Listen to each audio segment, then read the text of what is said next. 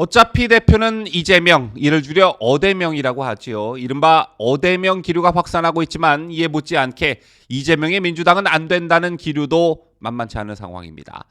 제처럼 더불어민주당 차기 당대표를 선출하는 8.28 전당대회 대진표가 확정되면서 주자들의 신경전이 뜨거워지고 있습니다. 이재명 의원의 당선 가능성에 여전히 힘이 실리는 가운데 반 이재명계의 합동 공세 수위도 한층 거세지는 분위기인데요. 이런 가운데 이재명이 제1야당인 더불어민주당의 당대표가 되는 게 별로 나쁠 게 없다는 분위기가 국민의힘에서 감지되고 있습니다. 어떤 이유에서일까요?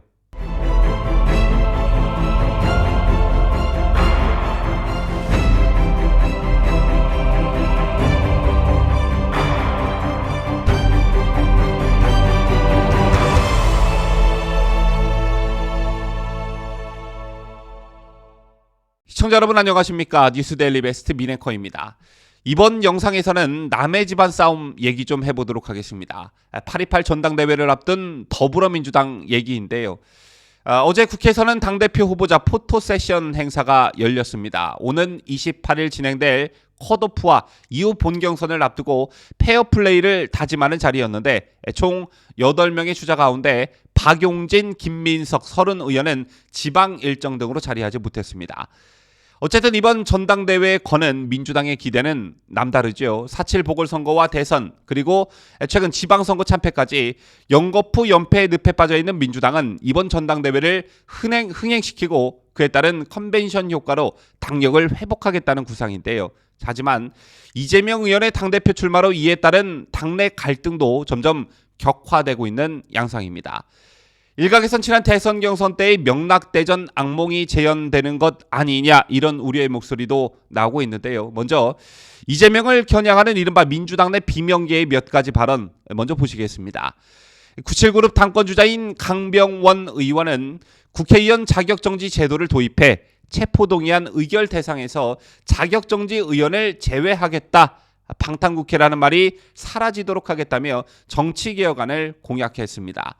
즉 국회 윤리특위의 자격정지 처분을 받은 국회의원은 체포동의안 의결 대상에서 아예 배제하자는 것인데 이를 두고 정치권에서는 사법 리스크를 안고 있는 이재명 의원을 겨냥한 것 아니냐는 해석이 즉각 나왔습니다.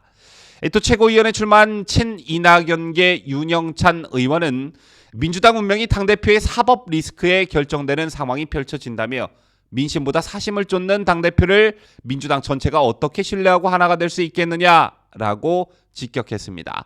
이밖에 지난 대선 경선 과정에서 친이낙연계 좌장 역할을 했던 서른 의원도 이재명 의원의 변호사비 대납 의혹과 관련해 누가 봐도 대납했을 것이라고 보는 것이 상식적인 시각이라며 이 의원이 출마하면 당이 분열된다 이렇게 말하기도 했습니다.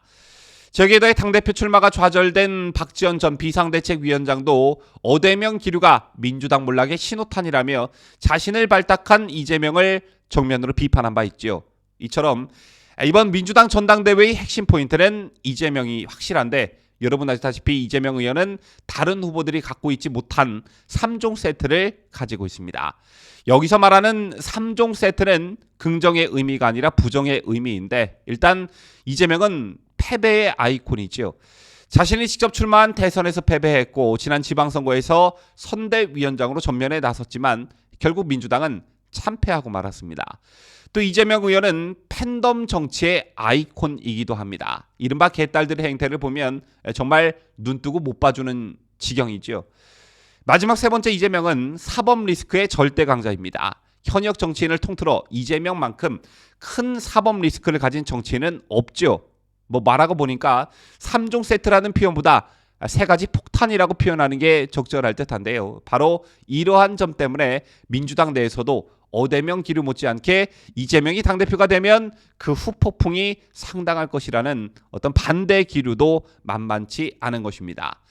자, 그런데 아이러니하게도 이재명이 제1야당인 더불어민주당의 당대표가 되는 것도 별로 나쁘지 않다라는 반응이 다름 아닌 국민의힘에서 감지되고 있습니다. 그 이유가 뭐냐면요. 현재 정치 상황을 보면 윤석열 대통령이 지지율 급락으로 임기 초반 굉장한 어려움에 직면해 있습니다. 여러분 아시다시피 대통령 지지율에 있어서 급락이라는 표현은 자주 등장하지만 급등이라는 단어는 잘 등장하지가 않죠. 즉 떨어질 때는 어떤 무서운 속도로 떨어지고 한 번 떨어진 지지율은 그 회복이 상당히 느리다는 것인데요. 여기에 더해 국민의힘도 일부 여론조사에서는 더불어민주당의 지지율이 역전당했다는 조사 결과도 나오고 있습니다. 이런 상황에서 즉 반등 카드를 찾기가 상당히 어려운 상황에서 이재명의 당대표 당선이 하나의 터닝 포인트가 될 수 있다는 것인데요. 여기에 몇 가지 이유가 있습니다. 자, 우선 전당대회 이후 민주당의 계파 갈등이 가라앉기는커녕 그야말로 폭발할 것이라는 예측인데요. 여러분 아시다시피 이번 전당대회에서 당선된 당대표는 차기 총선의 공천권을 쥐게 됩니다. 이 공천권을 둘러싸고 이른바 친명 대 비명의 진검승부는 전당대회 이후부터 본격화될 것이란 예상이 많습니다. 자, 과거 새누리당의 몰락은 이른바 친이계의 친박에 대한 공천 학살에서부터 시작이 됐죠. 그러한 현상이 민주당에서도 벌어질 수 있다는 얘기입니다. 그리고 또 한 가지, 이재명이 당대표가 되면 국민의힘으로서는 그닥 나쁠 게 없다는 주장의 근거는 바로 여당으로서 야당의 공세를 받아치기가 쉬워진다는 점입니다. 여러분 아시다시피 이재명 의원은 전과 사범이죠. 현재 민주당은 윤석열 대통령을 향해 인사 문제, 사적 채용 프레임을 강하게 걸고 있는데 여러분 아시다시피 이재명은 음주운전 전력이 있고요. 초밥 10인분 논란에서 국민들에게 알려진 공무원 사적 논란에 이재명의 부인 김혜경이 중심에 있습니다. 때문에 조국 사태에 이어 내로남불 논란이 또다시 불거지면서 민주당이 국민의힘을 공격할 때 그 반박 사례로 이재명의 사례를 들면 되고 이에 집권 여당과 대통령을 공격해야 할 민주당의 동력은 쉽게 소멸됩니다. 자, 그리고 이재명의 재등장은 국민들로 하여금 지난 대선 때를 자연스럽게 상기시키면서 현 여권 지지층의 결집도 불러올 수 있습니다. 당시 윤석열 후보를 정말로 좋아해서 또 지지해서 표를 주신 국민분들도 계시지만 이재명 같은 사람은 절대 대통령이 돼서는 안 된다는 생각으로 윤석열 후보를 찍은 국민들도 꽤 많이 계시죠. 자, 그리고 마지막 이재명의 당대표 환영 기류가 국민의힘 쪽에서 감지되는 이유는 역시 이재명이 가진 사법 리스크입니다. 자, 앞서 설명해 드렸지만 현재 민주당에서 가장 우려하는 건 다름 아닌 당대표가 갖는 사법 리스크 때문인데요. 반대로 말하면 이건 국민의힘 쪽에서는 호재입니다. 여러분 아시다시피 이재명 의원은 대장동 개발 산업 특혜, 백현동 개발 특혜, 부인 김혜경 씨 법인카드 사적 유용, 성남FC 후원, 경기주택도시공사 합숙소 운영 등 성남시와 경기도의 각종 비리 사건 의혹에 직간접적으로 연루되어 있고 사건 하나하나가 절대 가벼운 사안들이 아닙니다. 자, 그리고 많은 국민들이 이재명의 주장처럼 이를 정치 보복으로 생각하지 않고 계시죠. 얼마 전 물론 한 달 전이기는 합니다만 국민 절반 이상이 검경이 이재명 의원에 대한 수사를 본격화한 것과 관련해 정당한 수사라고 평가했습니다. 반면 정치보복 수사라는 평가는 41.2%로 집계됐는데요. 특히 민주당의 지지 기반인 40대 43.4%가 호남 37.1%가 정당한 수사라고 응답해 적지 않은 비중을 차지했다는 건 눈여겨볼 대목입니다. 즉 자신에 대한 수사의 방탄보호막으로 국회의원과 당대표라는 이중 방탄복을 입었지만 그게 과연 실효를 거둘 수 있을까? 이게 미지수인데 어쨌든 이재명이 가진 사법 리스크는 그 향배에 따라 민주당이 분당될 가능성까지 점쳐지고 있습니다. 어대명이 현실화되고 전당대회 이후 사정 한파가 불어닥칠 경우에 반명 세력이 이재명 관련 수사에 대해 소극적으로 방어하게 되면 집안 싸움이 크게 날 가능성이 큰데요. 현재 친명계는 이재명 의원의 사법 리스크를 공격하는 반명 세력에게 오히려 당에 있는 분들이 이재명 의원을 공격하는 건 굉장히 큰 문제라면서 이럴 때 같이 싸워줘야 하는 것 아니냐 이렇게 반발하고 있습니다. 때문에 이재명 수사가 본격화되고 반명계가 이에 대해 소극적으로 방어하면 이게 폭발할 수 있다는 건데요. 실제로 민주당에서 분당 사례가 몇 번 있었죠. 과거 새천년 민주당은 노무현 후보를 대선 후보로 선출하고도 후보 교체론이 제기되면서 극심한 내용을 겪었습니다. 자, 이후 우여곡절 끝에 2002년 대선에서 승리했지만 이후 계파 간의 갈등 등으로 분당이 됐죠. 그때 친노 세력 일부가 탈당해 창당한 정당이 바로 열린우리당입니다. 또 과거 문재인이 민주당의 대표를 지내던 시절에도 비문 세력은 끊임없이 문재인 대표 체제를 흔들었고 결국 비문 세력은 2016년 20대 총선을 앞두고 당을 나가 현 안철수 국민의힘 의원이 주축이 된 국민의당을 창당한 바 있습니다.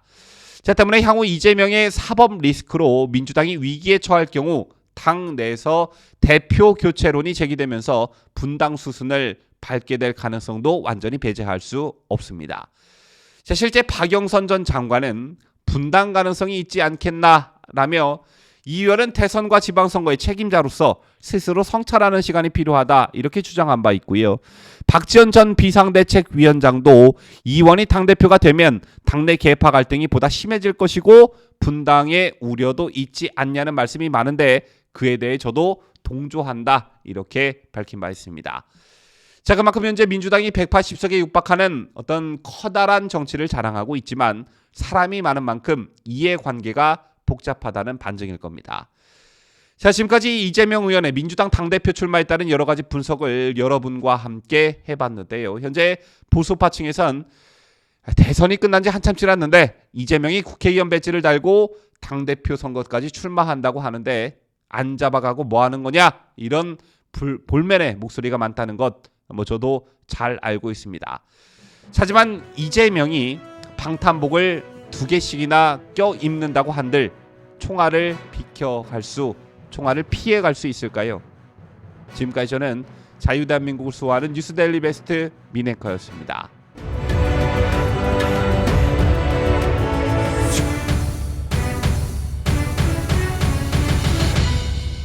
함께해요. 뉴스데일리 베스트.